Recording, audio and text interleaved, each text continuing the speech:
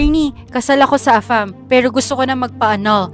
Ano ang dapat kong gawin? Hi, I'm Attorney Aliana of Respicio & Company Law Firm at today, sagutin natin ang kanyang tanong. Number 1, grounds for annulment.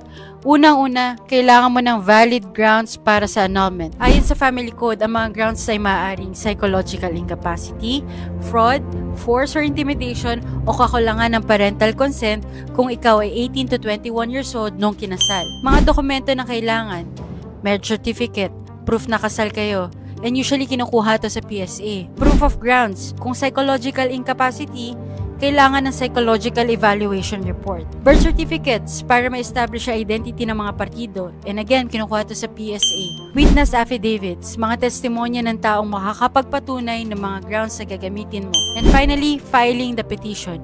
I-file ang annulment petition sa family court na may jurisdiction kung saan nakatira ang isa sa inyo. Kung gusto mo ng legal guidance, kumonsulta sa abogado para masiguradong tama ang proseso. Follow for more legal tips.